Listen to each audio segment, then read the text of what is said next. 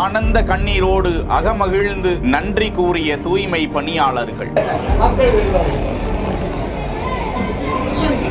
அனைவரும் மாநகராட்சி பணியாளராக இந்த மாதம் 30ஆம் தேதி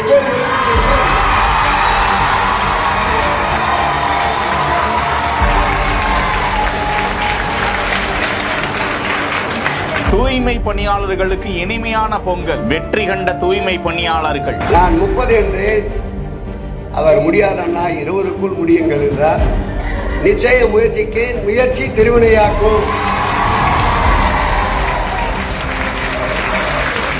சென்னை மாநகராட்சியின் கீழ்தான் தூய்மை பணியாளர்கள் பணியமர்த்தப்படுவார்கள். அமைச்சர் சேகர் பாபுவின் நெகிழ்ச்சி வரிகள்.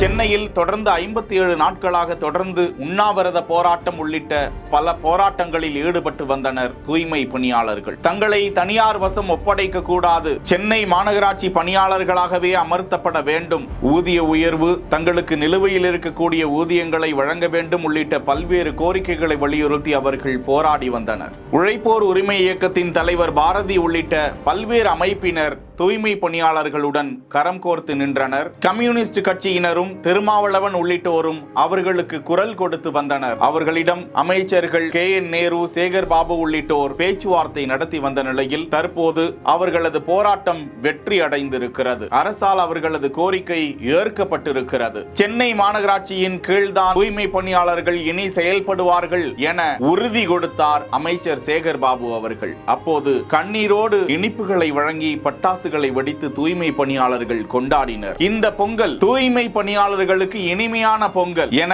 அமைச்சர் சேகர் பாபு அவர்களுக்கு வாழ்த்துக்களை தெரிவித்துக் கொண்டார். உச்ச நீதிமன்றத்தின் உத்தரவின் பேரில் அவர்களுக்கான சலுகைகள் குறித்து பரிசீலனை செய்து வழங்கப்படும் என்றும் அமைச்சர் கூறியிருக்கிறார். விரைவில் அவர்கள் சென்னை மாநகராட்சியின் தூய்மை பணியாளர்களாக பணியமர்த்தப்படுவார்கள் என உறுதியளித்திருக்கிறார். ஏராளமானோர் தூய்மை பணியாளர்களுக்கு பாராட்டுக்களை தெரிவித்து வருகிறார்கள். செய்திகளை உடனுக்குடன் தெரிந்து கொள்ள பிஹைண்ட் வுட்ஸ் நியூஸ் வாட்ஸ்அப் சேனலுடன் இணைந்திருங்கள். செய்திகளை வழங்கியோர் Manju Group, SIMS Pharmacy and Clinics, Grand Royal tours.